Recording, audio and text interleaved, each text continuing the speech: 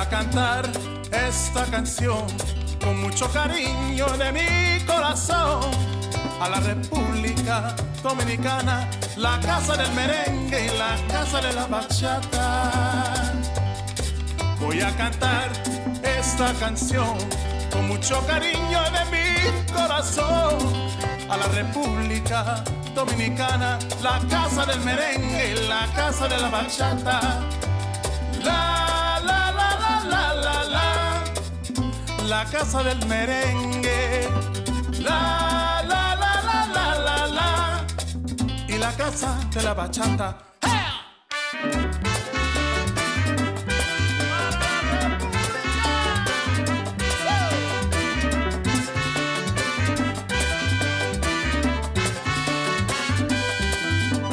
Música, música, música, te traigo música, música, música, música de la República. Ajá.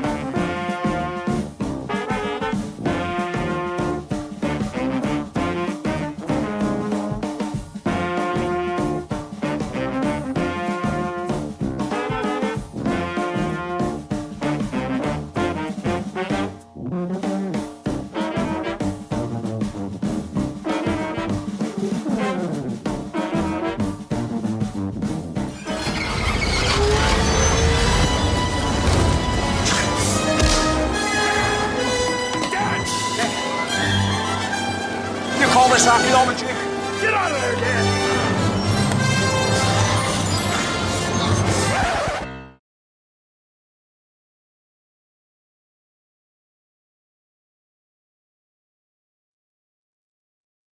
My audio is now live. We should all be live.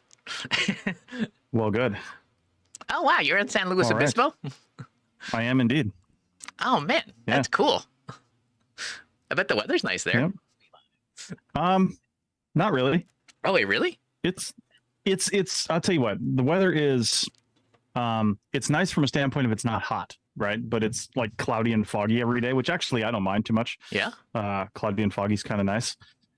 But yeah, it's been in the 60s most of the time. We've been here a week now. Ooh. It's been in the 60s the whole time we've been here, and it's but yeah, it's not bad. It kind of wasn't super great this morning. I got up at 5 a.m. Really? And I drove south to Vandenberg Space Force Base to a location that I saw on Google Maps. In fact, I went to 2 different locations and watched a Falcon 9 rocket launch this morning. Really? So yeah, but it like you couldn't see it take off because the entire base was covered in fog and clouds. But just like maybe 5 seconds after liftoff, you can see it coming out of the clouds. So that was pretty cool. Oh my God. That's like if you grew up in the Bay Area, July 4th was always like a dice roll because you had to wait to see if the fog would be low enough to cover up the fireworks. And if it was, there was no fireworks. Right. Yeah, I bet. Ooh, so have you done any? So, I mean, obviously you've been to SLO like a lot for various work functions, but you hit up anything interesting there? Like, I don't know the tourist spots or anything cool there. Actually, Sunday last weekend, like the second day we were here, we just had the whole day. It was Mother's Day, but neither of us have mothers here, so it was fun. We took a drive up the coast to Hearst Castle.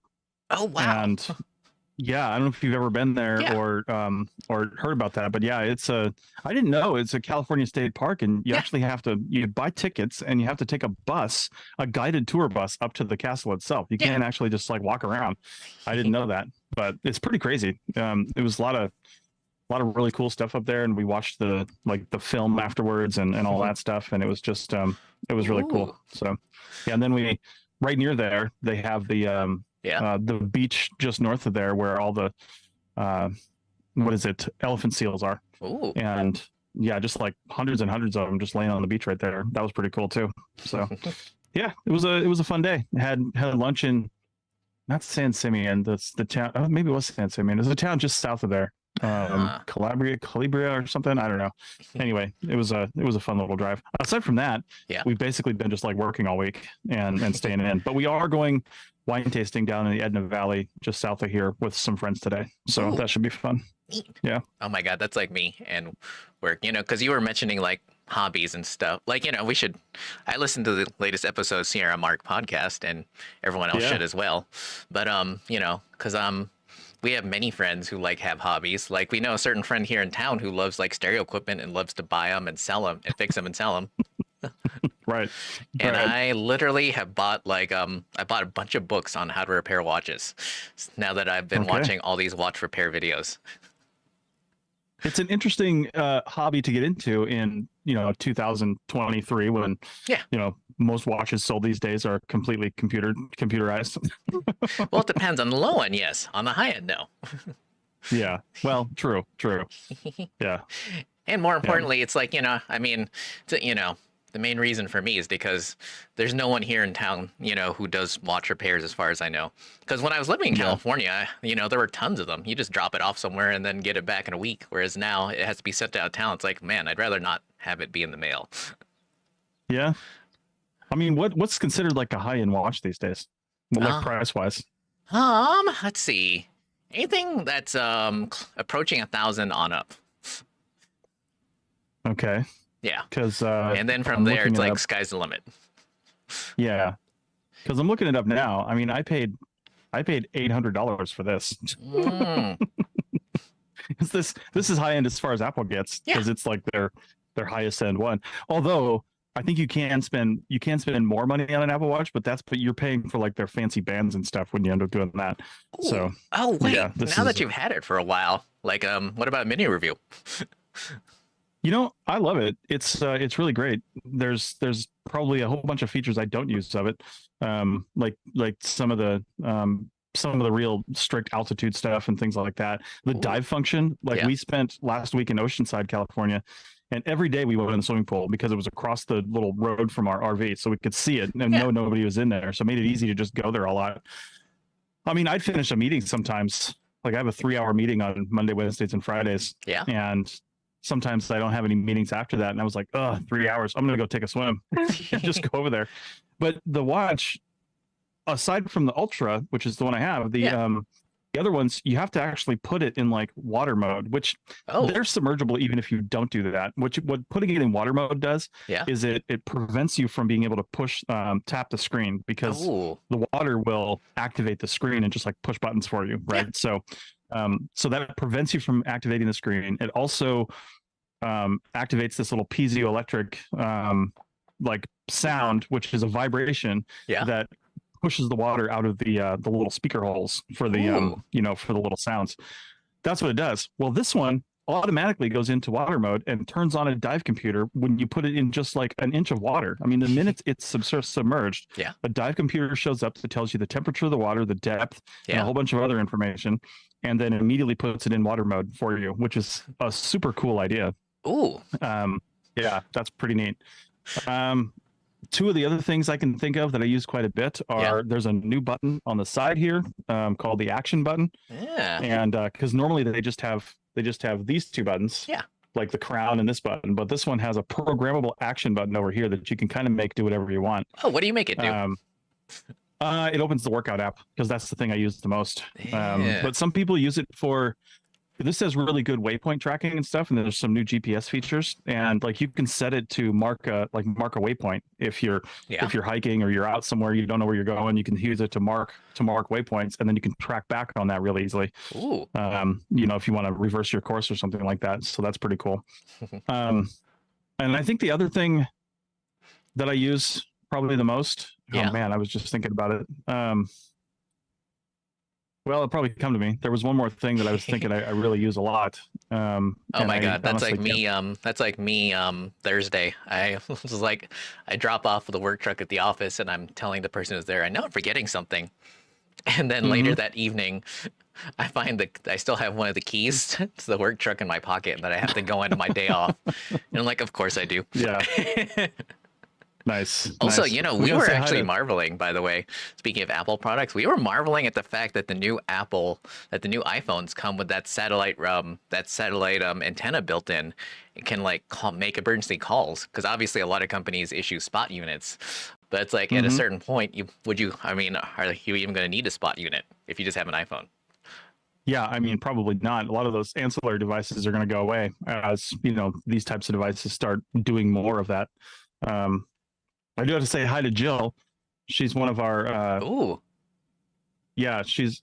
I think she's one of our members. Yeah, and she's dialing in from Yuma, Arizona. So that's really cool. 30 miles east of Yuma, Arizona. Oh, and I like the way you stuck up for Yuma. Yeah, tacos there. Yeah, totally. Yeah, it's Yuma tacos are pretty great, I gotta say. Anyway, yeah, it was. I noticed the new iPhone. Christ, what's the number even? 15 that's coming out in September. Yeah. I've seen some stuff about that, and they might be finally getting rid of the mute button, essentially. Oh. And so they get rid of the mute button, which is this little, it's not the mute button, it's like the ringer off button. It's a little toggle that's on off right here. Yeah. And it doesn't even really work anymore. It doesn't do anything, right? Oh, because I can tap 3 times on the back of my phone to turn off the ringer. I can do it from the screen. I can do it from lots of different places, and nobody uses this button anymore. Even if it's off, I can turn the ringer back on when this button is in the wrong condition. So it doesn't really. They're doing it with software. So the rumor is they're going to put an action button just like on the Apple Watch, but only on the iPhone Ultra that people are saying will be out. So they're going to pair like the watch Ultra concept, because they've got like the Pro, the SE, and stuff like that. And they're saying that they'll have a high-end one called the iPhone Ultra, which will have that. Plus, of course, a whole bunch of other stuff. I'm sure will just be an extra button, but also USB-C and. Because I heard rumors that they were just going to get rid of the charging port forever, instead of like going with USB-C. Yeah. I mean, I think they want to, definitely, from a hardware standpoint. It just makes sense. It takes up space. You don't really need it. But there's still quite a few people in some applications that just don't work wirelessly. And I think they realize that they've got to support that these days. I was remembering Jill, and she says it right in here. I think she was one of our first members. Ooh. She said she was she may have been the first member. I don't know. But yeah, she's been with us for a long time. And she was the one commenting in the members only Slack team. If you're not a member of the APN, go check it out. arcpodnet.com/members. You're a member. I don't see you in that Slack team though, really too much. I know. I don't know if you're part of that Slack team, but yeah, there's quite a bit of conversation that happens from really just a handful of people driving most of the conversation, which I appreciate. We just need more people doing that, so that's pretty cool. Oh, before I forget, did you watch Picard season 3? That's like the one thing I've been wanting to ask you since I last saw you. Of course. Oh, what do you think of like the second, like the penultimate and last episodes, where like they finally get to the museum and that ship's in there? Yeah, I mean, they did that really for the fans. It was just like any one of these shows that's coming to an end, they got to hit all the high points, get the band back together, in the old ship, and none of that makes any sense. So, but it is what it is, and it worked. So I didn't mind it. The story was good. It's interesting now that I've been watching. I don't know how Google and Facebook work together, but suddenly I've learned a lot about the aircraft carrier enterprise for some reason through Facebook. Yeah. Now that I've been watching a lot of Picard stuff, it's like I did not realize that that ship's never going to be a museum just because of the nuclear power. Well, they've dismantled it. It doesn't exist anymore. Yeah. Yeah. Like, they could never turn it into a museum ship like some of the others. Well, yeah, it's all the conventional ones that are museum ships. I don't think any of the nuclear carriers, unless they, denuke them or take out the reactors. But the problem with the Enterprise was it had 8 nuclear reactors, and no other ship in the fleet had 8 nuclear reactors, and most of them only have 2. It's just the way that they built it. They were smaller reactors, and now the modern ships have bigger, more efficient nuclear reactors and only need 2, and they really only have 2 for backup reasons. So usually, I think what I've heard is one's usually dedicated to propulsion, and the other one to all the other power on the ship. Yeah. So yeah, but who knows? That's probably all top secret. But anyway, I was on that ship in '96. My dad was on it in '74, I think. Hey, really? That's cool. Yeah. We actually in the same space, in the same shop, pretty much right in the same area, because we both worked on the same kind of airplanes, and those spaces never really changed for where they're designated. So, we were basically in the same area. That was pretty cool, and it was the same ship too, right in the same refueling window, because kind of. So they did a refueling of the reactors. Yeah. Right. He was on the first cruise after they did the first refueling, and then I was on the cruise after they did the second refueling. Yeah. So, and it takes like a year or something to do the refit, and then they send it back out. Oh, that means he was on it when it was still based in my hometown. In Alameda? Yeah. Yeah, for sure. And where they were looking for it in Star Trek, where they went to look for it in Star Trek 4. For the nuclear vessels? Yes. Yeah.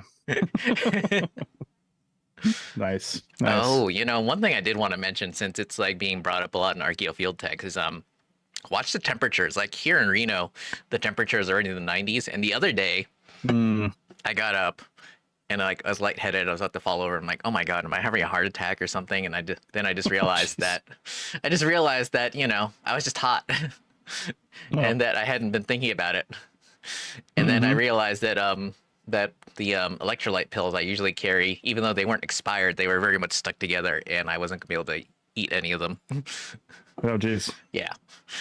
Yeah. So I got something to say about that. Oh, yeah. Here in a second. But Jill mentioned on the chat here. Sorry, Jill. I can't see it very well, so we see him like way later. But I know. But she said Bill never came on to onto the members only Slack team to defend his comment because he was like talking about being stuck in Yuma. He didn't want to go there. Bill spent a long time in Tucson, and he worked out of Yuma quite a bit when he was working down there. So I guess he has strong opinions about Yuma. I mean, I love that movie. Like, you know, the was it Christian Bale? Yeah, Christian Bale and Russell Crowe did 310 to Yuma.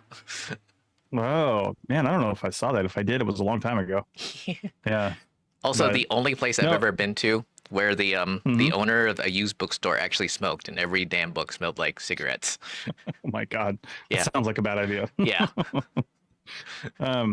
No, I was going to mention, you would hear this probably tomorrow on the Archaeology show, be the first one, and I don't know if I like this or not, but so our hosting service, Zencaster. Yeah.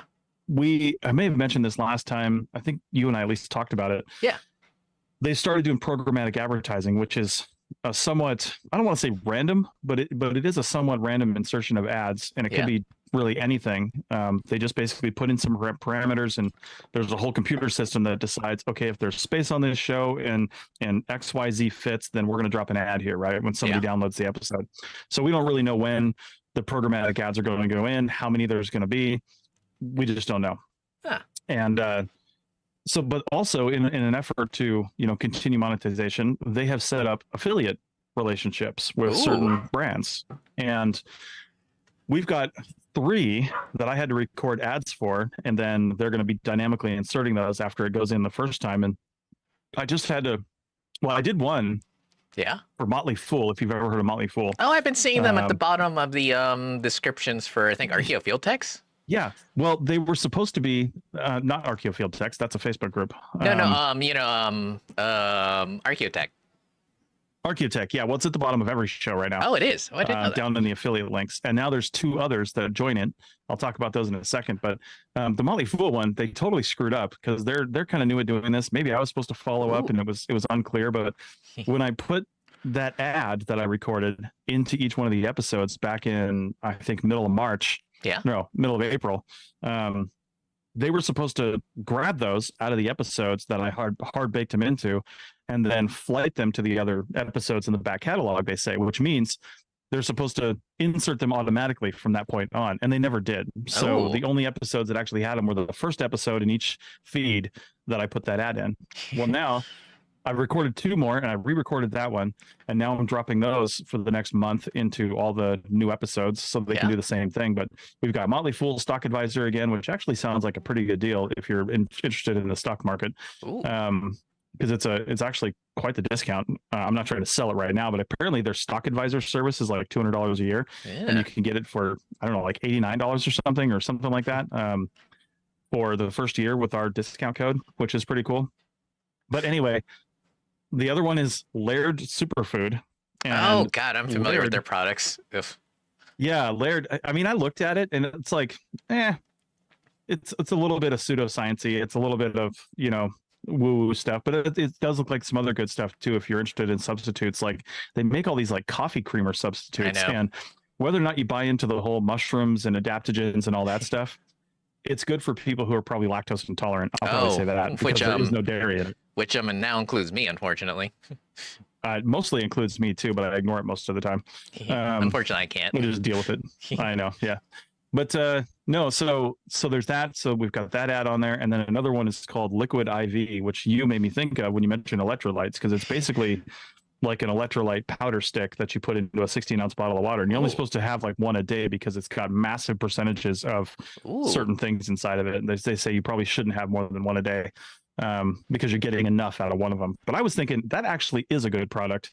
It's expensive. It's like $1.20 or so per stick if you get them, because it was like $70 for 48 of them. Have you tried it? I haven't tried it yet. I literally just found out about it like a couple days ago when they sent it to me, and I got the copy. But I actually probably will order some of those and give it a shot. They look pretty good. But I figured that, I mean, something like that, like electrolyte replacement, is really good for archaeologists. They a lot of people drink water when they're out in the field, of course. But like, how many people actually bring some kind of like sports drink or electrolyte thing for their water? For doing that. I have hardly seen anybody do that. Yeah, you do. I've done it in the past, but I haven't done it every time. Sometimes I just have water out there. I mean, what I was thinking of when I was like bonking out from like the heat, it made me think of when you Rachel and I were walking down that hill, or was it up the hill, that road we could never drive down in north of Elko.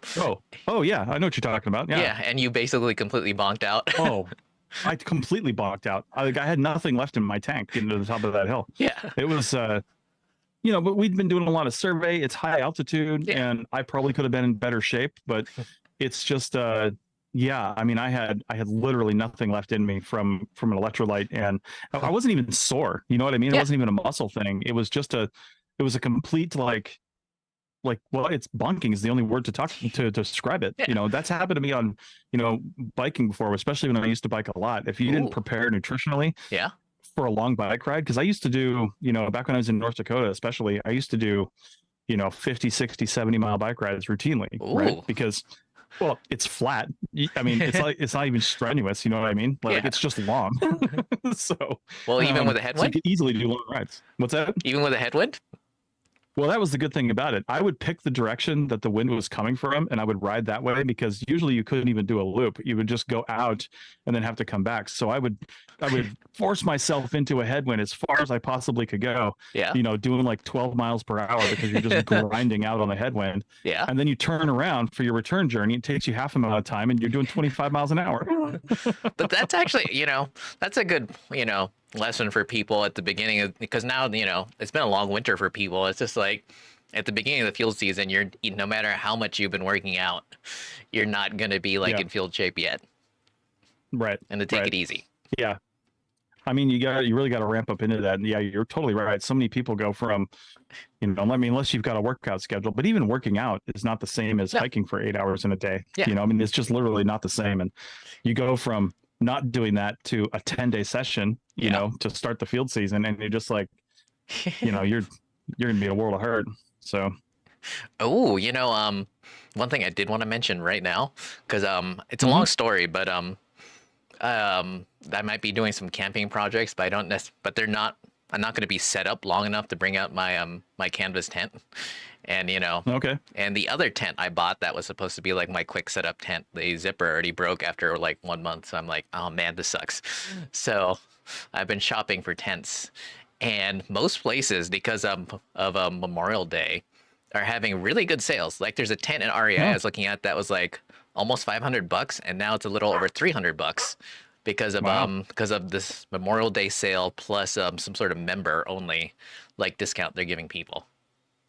Well, depending on how long you're going to be out there, I don't know if you're going to have your own truck, but don't you have like a portion of the back of your truck set up for sleeping too, just in case? Unfortunately, that's the other thing. Because now I'm on staff at certain places, I can no longer bring out my truck. Oh, you got to bring the company truck. Yeah. And I'm not sure if you've ever seen a Ford Ranger, but the bed is like 3 feet long, right? or whatever it is. Yeah, for sure.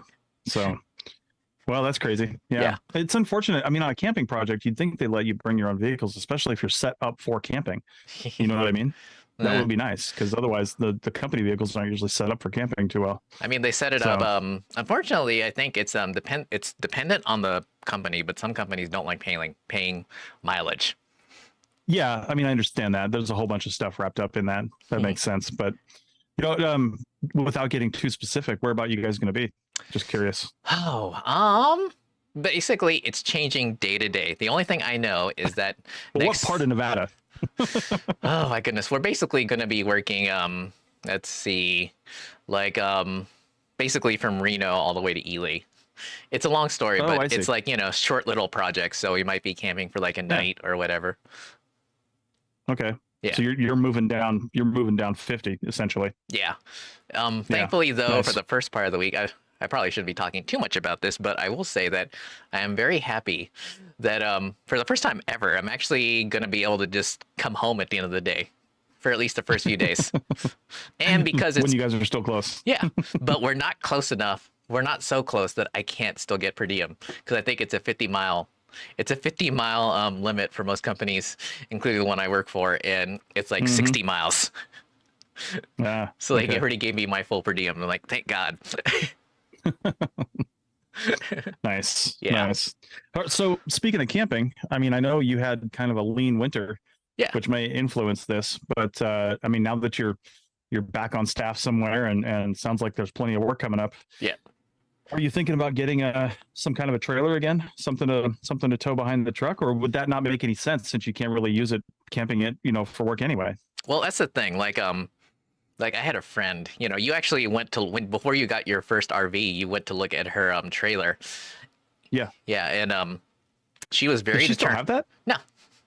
No. Oh, okay. I figured she'd sold it by now. Yeah. But the thing is that she was very determined that she wasn't going to stay in hotels anymore. She was just going to drag that thing around.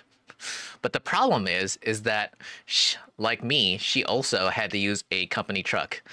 So what you would end up having to do is like tow it there with her personal vehicle, come back to Reno, grab a company truck, and then drive it around. Which is very which doesn't really save you a lot of money.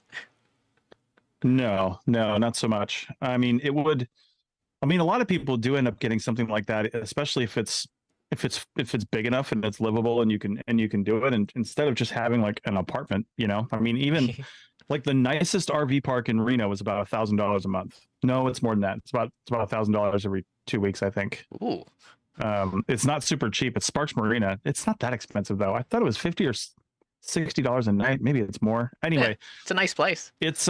It is a nice place, but you wouldn't have to stay there. I mean, you can get like a monthly rate, but even if you stayed someplace that's not quite as nice, but still halfway decent, there's a lot of people that just choose to live in something like that. And if you don't just like settle in at the RV park like a lot of people do because they just like live there forever, if you don't settle in and build a whole bunch of stuff up around it, you can still just like pick up stakes whenever you want and go somewhere. True. You know what I mean? Take it out. Like if you're on a 10-day and you come home and you're like, you know what? I think I want to go spend my 4 days off up in Lake Tahoe, or something like that at a BLM campground. I mean, why not? Just pull it up and go. So that would be cool. Well, that's the thing. Like I was actually looking at not RVs anymore, but some of those Japanese campers I've been seeing around town. Yeah, like what? Like they import them from Japan, and they're usually diesels. And as long basically they're just like they're basically just vans. Some people actually outfit them as campers. But the thing is, the reason why I was thinking about that is because people buy them and then they think, oh, well, because I paid X number of dollars, it's going to be X number of dollars to maintain. But it's not, because, like Toyota uses top quality components in like their vans. And it means that, their vans are not cheap to maintain. They last a long time between repairs, like Tacomas and whatnot. But once you need to get a repair, it's like commercial grade parts. Yeah. And so you see, I can imagine. So you see you see these like campers all around Reno, or these Japanese vans all around Reno, and they're not being used. And then suddenly you see them pop up on Craigslist or Facebook Marketplace. It's like really cheap, hardly driven. I'm like, huh? Yeah. That sounds actually tempting. Well, now check this out too. I mean, you can live in pretty much anything you want, right? Yeah. And you got to check out this Instagram account. I just had to look her up because they just followed us a little while ago, and we followed them back. The Instagram account is called Visibly Mary. Just the word visibly, VISIBLY MARY, all one word. Oh, let me look it up. And she calls herself an off-grid nomad. And it looks like she's one person, but she's in a 13-foot scamp. Have you seen the scamps? Yeah. And it's not just her, it's her and her husband. And they've got some pinned reels that you got to take a look at, because it's how they live in the scamp. Like they wake up in the morning. Yeah. They have to put the bed away and turn it back into a desk. They take all the bedding and put it in the car. Then their backpacks and computer stuff is sitting in the car. They take all that out, bring it back into the trailer. And then they work for the day and do whatever they're going to do. And then they put it all back away and do it again every single night. I'm like, 13 feet. I mean, oof. That's the size of our bedroom. You know what I mean? Well, that's the other thing. Like, for me, like, it depends on where you're coming from. But for me, for the past month, it's been the past month. I've literally been like 3 hours away from my apartment. So it's not like, it's not that big a deal to have an apartment. And now that I'm like based out of Reno again, and I'm like next week, I'll be literally driving like, an hour. And coming I'll tell you, when you've got community, or at least places that you like to go, and and see. It is nice to have a home base. I do envy that. I do miss that a lot. Sometimes, I mean, I love being able to travel and be in different places, but then sometimes, like I was looking through, I was messaging somebody at the Reno Collective because I still have a membership there, so I'm still in the Slack team. Oh, good. And Good, you're supporting them. Looking around. I am, and not only am I supporting them, there's cheaper ways for me to probably get my business mail, but I'm still able to use it as an address, and my bookkeeper is there, and she checks my mail for me, scans it, and sends it to me. So it's a pretty good deal for me, but and I do like to support them. But I was looking through the Slack channels because I hadn't really paid attention to some of those, and I really miss all the community events. They always have like these like happy hours and breakfasts and meet and greets and just like all kinds of cool stuff. And it was just a really awesome time working there, having an office there and just going there to work. And anytime I'm in town, I like to go back to the Collective. Oh, that makes me think of, by the way, if you're going to get a camper, make sure it's like nice enough that you're not holding it together with ratchet straps like that one member. Oh my God. Yeah. You don't want that, like industrial strength ratchet straps. Yeah. It's, well, there's a lot of ways to live on the road. I'll tell you what, but anyway, I really miss being there, and I miss my Civil Air Patrol family and friends. Ooh. I mean, just hanging out with those guys, and it's that is the biggest thing we miss about living on the road is being near all the, not just things and places we like to go, but the people, because you find new places to go. We're like, I'm loving it here in SLO. I could probably live down here, to be honest with you. We have friends down here too. I love the weather. Ooh. I like fog. I like the coolness of the weather pretty much all year long, and never gets hot here. That's like where I grew up. Yeah, I know. Exactly. The whole Bay Area, right? Yeah. It's just great. I love the area, and there's wineries all over the place. It's just, Yeah, but then you'd really have to cool pay place to income be. tax and various other many taxes. Yeah, but still, I mean, 20 million people do it, so it's not that big a deal. It is what it is. I'm not really too concerned about that for quality of life. You know what I mean? So, yeah. Oh, you were speaking of Civil Air Patrol. I was like, man, it is hard. One of those things that you can do if you're like bored. If you're bored or not, like, don't have the aptitude for GIS training, because that's like, can be very intensive depending on where you're starting from. You can always get your drone license, and then the company will usually teach you how to fly the drones they own. But it's hard to find. It's hard to find training for the damn test. At least training that I trust. Yeah. Well. Yeah, I mean, now there's courses you can take for the test, so you don't really need training.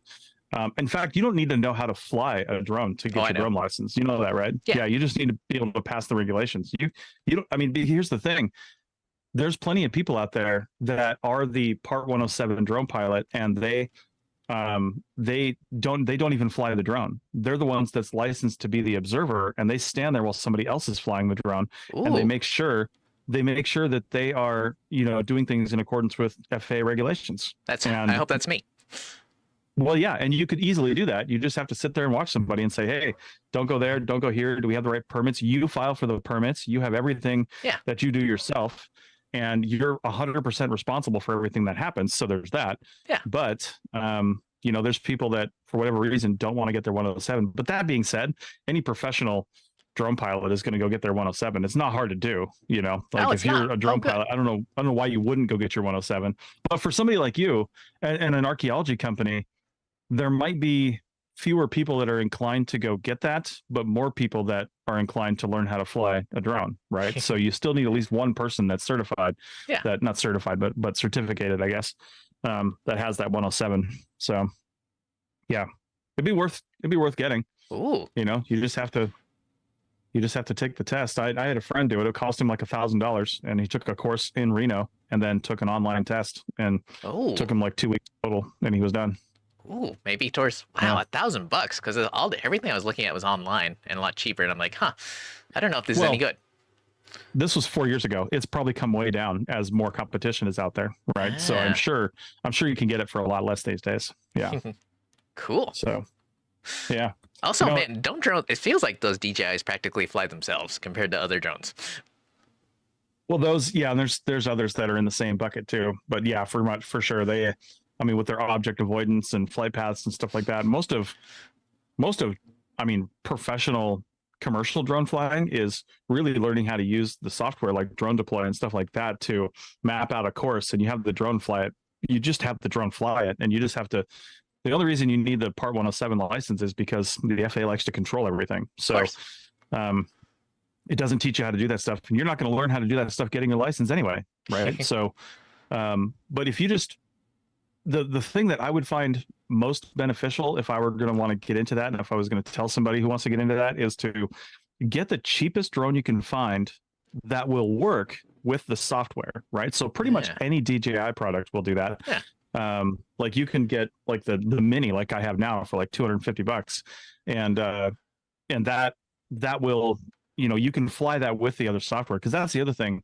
All these drones, if it's software based, if you have a special controller for it, it's not going to work. But if you have if it's software based, like I turn on the DJI Fly app on my iPhone and hook it into the controller, and then that's what controls the drone.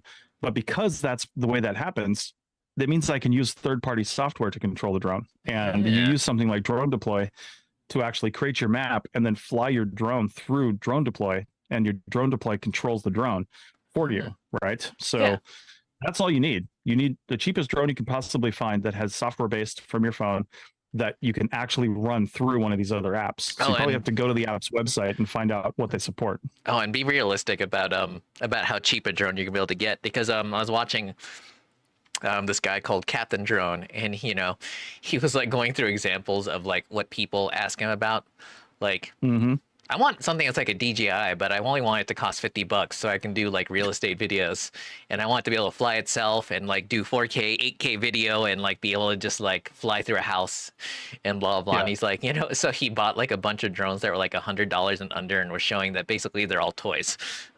Yeah, they just usually when you buy something cheap, you're suffering in two areas. You're usually suffering in camera quality.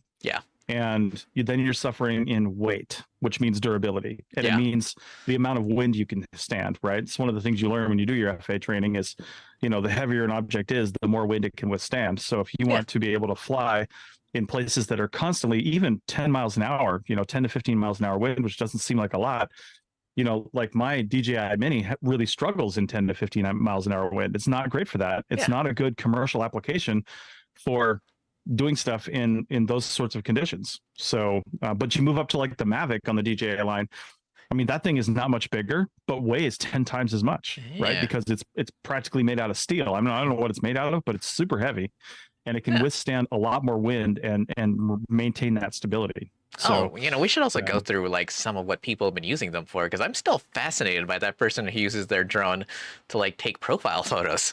I'm like, wow. Like, how do you take, like, are they trenching, or are these super wide? Like, how would you, like, why wouldn't you just take like regular photos? I don't know why you would do profile photos, to be honest with you, unless you didn't have as good of a point and shoot still camera, because some of these drones, I mean, they've got really good cameras, and I mean, why not, if that's what you're going to do? Because I mean, there's a lot of people that honestly, they're probably not buying really good SLRs anymore, and they're probably not even buying unless you're a biologist shoots if they've already got a drone. Well, it's I mean, why not kill two birds with one stone? It's already got a camera on it, Oh my god, the company I've worked for, there's it's like they're currently updating the equipment sign-in sheet or sign-out sheet, but one of the things that's still on there is like a Nikon SLR from the old film days, and I'm like, wow, I kind of want to go rummaging around seeing it. Because the company you and I both worked for here in town was like one of the last companies that actually used medium format film for their artifact photography. Oh yeah, for sure. Hey, I got to point out, Amy, our longtime fan, is joining us today. Yay! Yeah. So. Oh man, she must have had really a crazy winter in Gold Country. I'm sure she did. Yeah, I'm sure she did. A lot of people coming up there these days. I saw a news article just the other day about how all the water coming down in the streams from the Sierras is causing another like mini gold rush, because it's putting it's just washing down a whole bunch more gold and washing things out, and people are starting to find stuff again. So that's kind of neat. Maybe not for people who live there, but she says she's been busy. Well, I imagine, So, like, depending on the company you work for and what sort of work they do, some people have been busy. yeah, for sure. Yep. Oh, So, and that episode, the CRM Arc podcast, you were talking about like getting out and whatnot. And a mutual friend of ours from Florida who got into real estate is now supposedly coming back out west to be an archaeologist again after she gave that all up to be a real estate agent. So it's going to be interesting talking to her and getting her story. yeah. Nice. Yeah. Like, Anyway. it's kind of crazy because, on Archaeo Field Techs, you always see people like, I can't get a job, blah, blah, blah, blah, blah. But, but who was it? Oh, God, I always forget her name. But on that podcast, on the latest episode you did, oh, God, what's her name? With Dudek was mentioning that, there are jobs, but, as long as you don't have all these really crazy, weird requirements, and there definitely are, Right. Yeah. like, you don't have to give up as much these days as you used to, but you still have to be realistic. Like, you can't just expect to, like, work like 20 minutes from like your apartment and be home every night. That's true. I mean, you can get to that point, but you're going to be stuck in a desk most of the time by the time you get to that point. Yeah. So it's kind of a trade-off, right? If you want to do field work and go home every day, that's a pretty tall order. But then again, if you're like an archaeologist for an agency or something like that, that's that kind of job, right? I mean, you might have to spend some time out depending on how much land they manage, but for the most part, that's essentially a day job. If you work in BLM, Forest Service, one of the military bases, tribal, something like that. Again, depending on how much land they manage, you're probably not going to be out for days at a time. Well, but the thing is that you can't graduate and then suddenly expect to have that job immediately. No, for sure. But you could get a seasonal job with one of those, and then when you start getting a seasonal job with those agencies, then they start asking you back if you weren't a jerk and they like it.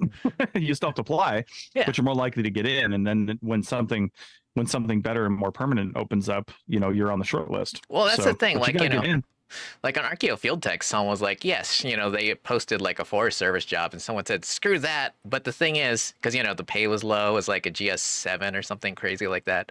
But the thing is that once you're in the system, you're in the system. And it's a lot easier to get hired at better positions later on. Yeah. Amy says she's generally in the field 3 days and then works from office or home for 2 days. She said it's perfect. You get a little bit of field work, get a little bit of home time. It sounds like a good mix. Although, we should also point out that wasn't always true for Amy. Seems like she was always in the field for a while. Yeah, for sure. So she had to work up to that too. It's not like you're just gonna be able to step up and suddenly get that and be like paid like $50 an hour. Right. And it depends on the season too. I mean, sometimes there's a lot of monitoring, especially like in California. People do a lot of monitoring just because of the regulations there. It kind of requires it. And that just requires you to be wherever you got to be, But even those kinds of jobs, if you're in a big enough metropolitan area and you've got a company that works right there, they may have a lot of like monitoring projects and stuff where you can kind of work 9 to 5. Well, probably not 9 to 5. It's probably like 7 to 7 because you're on a construction schedule. That's true. Either way, there could be those opportunities. But she says true, summer is coming, so likely in the field more. Yeah. I mean, that just makes sense. Yep.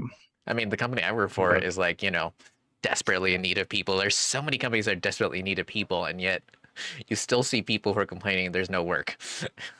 Yeah.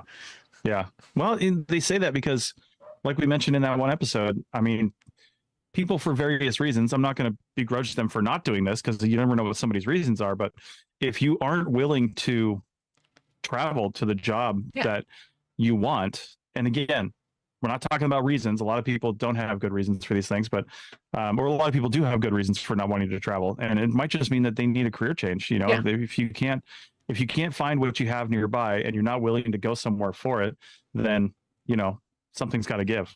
You know what I mean? And that doesn't mean that your degree is limited or you have to go back. Like plenty of people have gotten their anthropology or archaeology degrees or like master's degrees. And hold on 1 second. Oh yeah. Hold on 1 second. Oh, someone at the door. Oh, neat.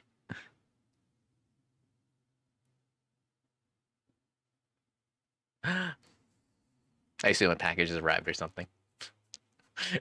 Sorry, no, we're going wine tasting today, and our friends, they just got a new Prius, and I just saw a Prius pull up, and I was like, "Is that them?" They're like an hour and a half early. Oh, is it that new sexy looking Prius? I don't know what it looks like. I haven't seen it. It's used, I'm pretty sure. Oh, all right. Because I know the brand new one, the one they just released, is good looking, very good looking. Oh yeah, yeah. I don't think I've actually seen it. Apparently, the people that live here, that's them. I haven't seen. I didn't know they had that kind of Prius. I didn't know what. I just saw a Prius pull up, and I know they were picking us up in a Prius. So, oh wait, I was like, you're like in that country. God, what was the name of that movie? Sideways. Like, didn't it take place near there? I think so. My God, it's been so long since I saw that too. God, who was in that? That was Paul Giamatti, and Paul Giamatti, yeah. And then God, and then that person from Grey's Anatomy. I don't know if she was still on it. Sandra Oh. I don't remember. Yeah. I remember liking that. I don't even remember it though. To be honest, I'd have to see it again. So I mean, I haven't seen it since it came out, which I don't know how long ago that was. Movies, yeah. Speaking of movies, you gonna go see Indiana Jones 5? Oh my God! See the trailer? I have, but it's like 50-50, and I'm like, man, I don't know if I'm ready for another Crystal Skull. I think they learned their lesson though from the sounds of it. It sounds pretty good. The one thing that I saw, I can't remember if we talked about this last time. Spielberg didn't direct it, right? Yeah. There's somebody else directed it, and I can't remember who directed it, but he was invited by Disney. Because they own the production company. Yeah. He was invited by them along with a bunch of other people for an initial first screening of the movie after it was done. And his comment after it was over was, "I'm not the only one that can direct one of these." Oh, and, he just like he really liked it. He really enjoyed it. And he has acknowledged that Crystal Skull wasn't like their best plan. No. So, but Indiana Jones has always had something to do with, like, I mean, you don't want to call it magic necessarily, but definitely fantastical, like ideas and things like that. And I'm pretty sure this one involves Nazis in the 60s. So it's still Nazis. And I'm like, really? You couldn't come up with like Russians or Koreans or something? They did that in the last movies. I know, but I mean, Nazis again? Come on. Oh man, That's speaking of Indiana Jones, my God. Unfortunately, it's like way too hot this time of the morning to be wearing it, but I can finally start wearing my new leather jacket in the field. Oh yeah. Yeah, it's a long story. Like, like if you always wanted fancy clothes, like the best place to buy them in really great condition is from Japan. So I bought this jacket that would normally be like that. I guess when it was new, was probably close to $1,000 for like a lot cheaper. Oh geez. But the thing is, it's the owner was very Japanese, and like I'm not sure.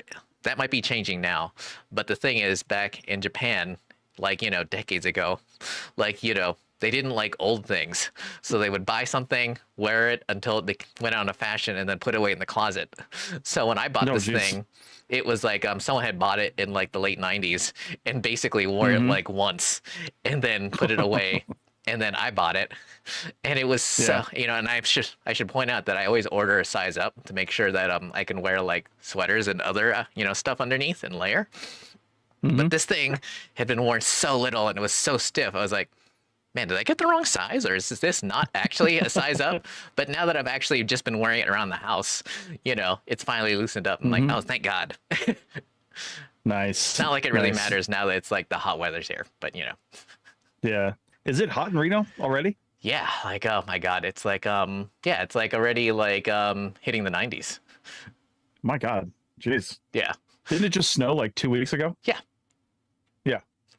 So that makes sense. Yeah. I mean, are they talking flooding? I mean, you're pretty close to downtown. Is the Truckee overflowed its banks yet with all the snow melt? Oh, it's very close, but I don't think it's going to overflow. Like I've been riding by it every day. It doesn't look so horrible. But I will say though that my field director was out camping during that snowstorm. I'm like, what do you do? Like, what do you do when you're camping? And it snows. Yeah, I'll never forget working on the Ruby pipeline. And there was a time when we were in Winnemucca, And for whatever reason, my wife and I decided to camp. Well, a few other people were too. We decided to camp for one of the 10 days. I think, I don't know if we were just saving money or if there just really wasn't any room in the hotel. There was some reason why we were doing it, but it was Water Canyon, which is, if you're in Winnemucca, there's a mountain to the south. Yeah. And you just go up into this mountain and you probably climb 1,500 feet from Winnemucca to get to this campground. It's like a Forest Service campground. It's free. You can stay there for 2 weeks. And it's a long linear campground that follows a creek. And there's spots all along it. And we were at the very end where there's like a turnaround. And I swear to God, at least a few nights, it snowed while we were out there. And, you know, we're at the end of our day trying to take a shower in the, like we put out the solar shower with the water. We put it out during the day. There's almost no sunlight there at all. So you got to find a patch that tries to get warm. So at the end of the day, when your solar shower is maybe a little bit warm, and then we put up like tarps and stuff hanging from some trees to make a little shower area. And I'll tell you what, showering with snow on the ground with water that is not super warm, not super cold either, because it didn't do too bad. But that was not fun. That was not fun. I think I've got a picture somewhere of like my coffee mug that I left out overnight, sitting on the picnic table covered in like 6 inches of snow. My God. Yeah. You know, that reminds me of someone I was working with, like in the morning, because I also was on the Ruby pipeline. People don't know. But I was like working much closer to like Thanksgiving. And so someone would get out their camp stove and heat up some risotto and then put it in a Tupperware. And one morning, you know, she was driving out the camp. You know, we were driving out and the risotto was obviously very warm. And by the time lunch came, it was basically a frozen solid brick, and she had no lunch. Oh my God. Yeah. And that is when she went and bought one of those you know, thermoses for her lunch. Yeah. Oh man.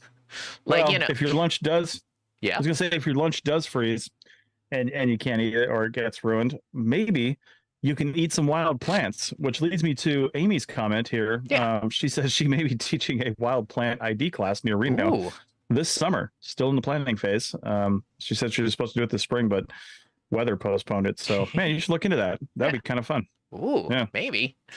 But, you know, I was going to say, though, that people who go camping these days don't realize how much better the equipment's gotten. Like, you know, we've gone from solar showers to like instant, like lithium powered instant heat, like, you know, shower heads. And the other day I was literally watching a review of like this, of like a heater / air conditioner combo for your tent. And it's like a real air conditioner, not like a swamp cooler, but an actual compressor powered air conditioner. Not something that's blowing a fan over ice. And it's lithium powered, so theoretically it can go all night. Wow, that's really cool. Yeah, I hadn't even heard of something like that. What's the shower head thing? Was it like a heater just inside the head, and it's just heating water as it goes through it? How does that work? No. It's very similar to like it's basically a miniaturized version of an instant hot water system that you might have in your house, except now they made it portable for camping. Wow, that's really cool. I mean, that's essentially what we have, but it's not like miniature. We have instant forever hot water. We don't have a water tank on board this RV, but it runs off of diesel. So, because it just comes off of our regular diesel tank, and that's what provides our hot water, provides our furnace heat, and everything. So, yeah, it's called an Aquahot. Yeah. So, oh my God, how long have you been in that camper or that RV? Well, this one just since September, because we bought it new in September, but you know, we've been June. It'll be 3 years since we got on the road. Ooh, but what do you think of your new one compared to your old one? You had some time. It is ridiculous. It's so amazing. Yeah, it's just I love it so much. It's got all the upgrades that we wanted, things like that. But I will tell you, you know, even if you buy a brand new RV like we did, they're not perfect. And they still definitely have some issues occasionally. For example, we've got, like, I'm sitting in my desk right now and I'm looking out the window through the side here, and there is like the main living room TV is on a screw controlled elevator that you run off a switch that's right in front of me in the desk here, because you don't want the TV up while you're looking out the window here, right? So during the day we bring the TV down, and at night we put the TV up so we can watch it. Well, RV manufacturers, I don't care how much money you spend or what kind you get, they do not care what's behind the walls. And what that means is, if you look behind a panel or you look in somewhere, you're going to see sawdust. You're going to see extra screws, wire bits. Now, this one isn't that bad with some of the extra stuff, but it does have that. Yeah. But it's like all the wires that are back here that go to the sound bar, the TV. There's plugs back here. There's wires all over the place. They're all just kind of hanging back there. And we put this thing up on, I think it was Sunday morning before we went to Hearst Castle. It was Sunday morning, and we were going to, I don't know, we were putting something on, and it was in the morning. We're just having a lazy morning, and we were putting something on, and the sound bar wasn't on. Oh. And I looked at it, and it looked like the cord for the sound bar was actually in the housing that the screw goes through to raise and lower the TV. And I was like, what is going on there? And I took this panel off down below, and I looked up in there. And sure enough, that cord had gotten wrapped up around in that screw. And then I couldn't really get my hands in there because my arms were too big. And then Rachel reached her hand in there and she moved the wire for the soundbar and saw sparks. Really? So so we had to lift the TV all the way up. I had to pull it off of the off of the assembly and unplug everything. Yeah. And then sure enough, that little power cord for the soundbar had just gotten wrapped up in there, and I had to snip out that section and resplice it. And make it work, and then reroute it so it wouldn't happen again. That sounds like it would have made a great video. we did shoot some video of it. So if we ever put anything up, we've got it recorded. But cool. It was I mean, honestly, we feel lucky to be alive, because if that thing had sparked down lower and carpet on fire, a fire would have started back behind this desk that we wouldn't have even known about until it got too bad. You know what I mean? Yeah, I mean, it could have been. Does your insurance cover that sort of thing for the RV? Oh, I'm sure.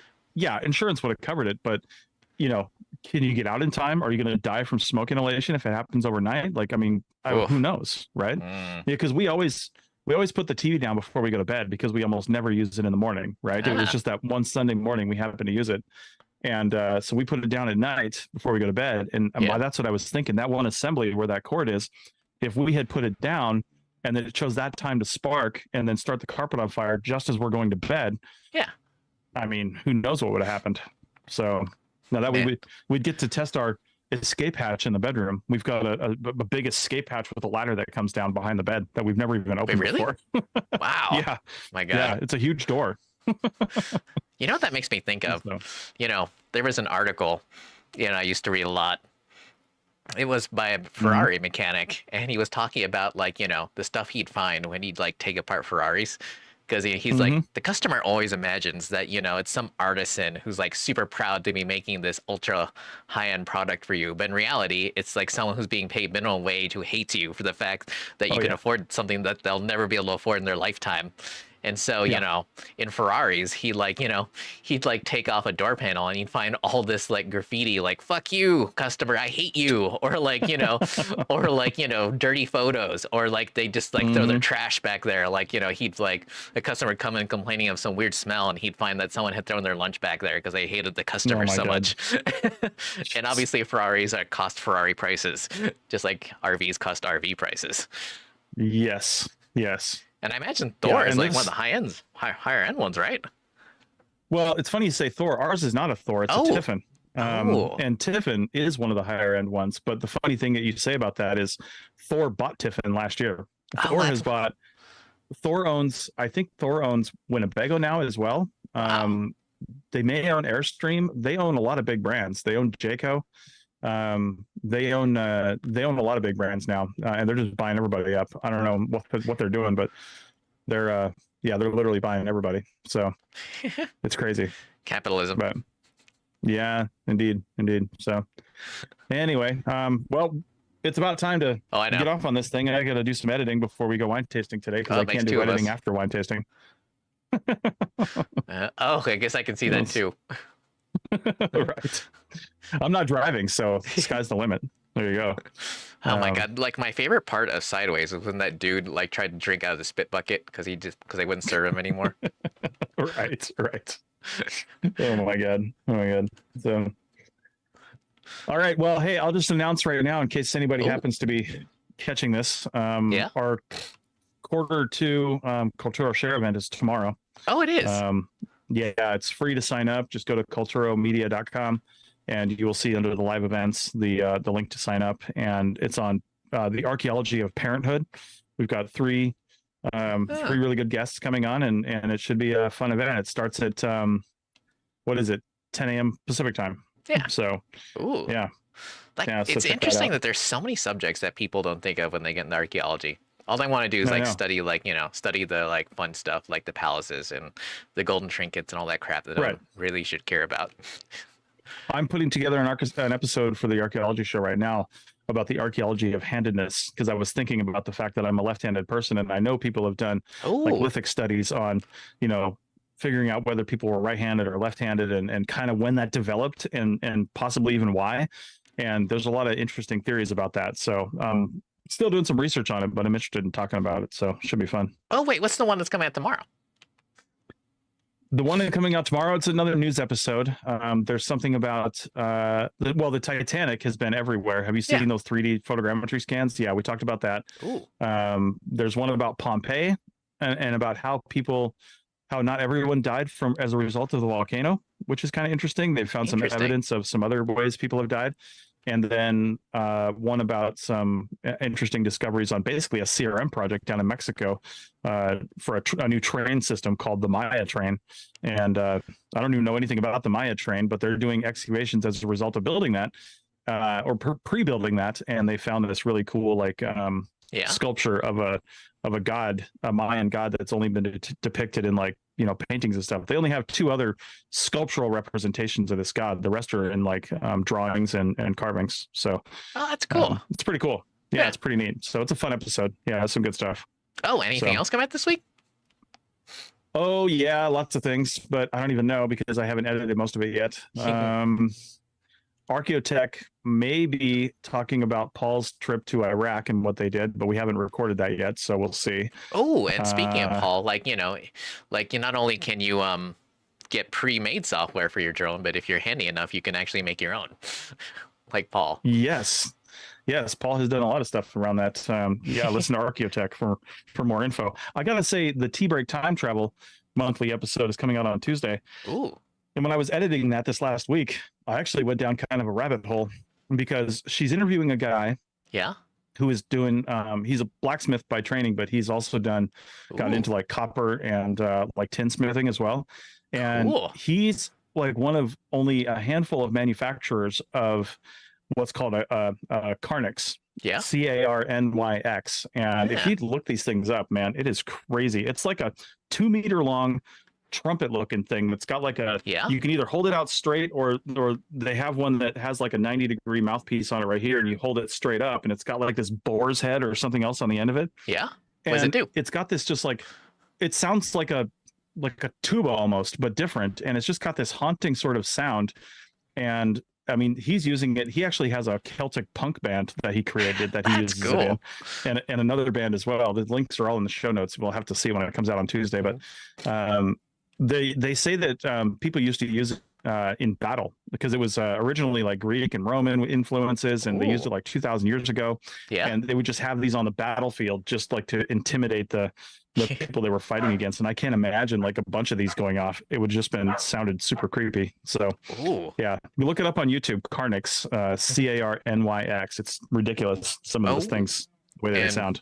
And one other thing I can recommend as far as hobbies go, if you want to do something that isn't, you know, you don't want to burn out from the job, I ran into an archaeologist who taught himself not only how to make blades, but how to make Damascus, like how to add the Damascus finishing to them. And he was really good at it. And it's like, you know, that's what he did during the winter when work was slack. You know, he would just like make and sell like little blades and stuff. I guess they weren't really little, but you know. Wow. Yeah, crazy. You know. All right. Yeah. Cool.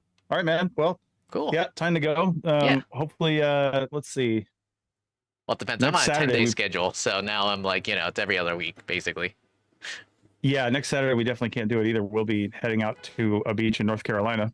Ooh. And we're flying out there on Tuesday. And then the following Saturday, we should be back in Charlotte before we come back here to Slow, but I don't know what we're doing that day, so we'll have to find out. So that'll be your day off, but we'll see. We'll see if we can do it. I don't know what's going on then yet. So that'll be noon for me too. Well, hopefully as many people check in as they did with this one. It was nice seeing all these people. Good. Yeah, indeed. So, all right. Well, thanks everybody. Yeah. And we'll see you whenever we see you. Hopefully soon-ish, or this year. Hopefully soon. Hang on.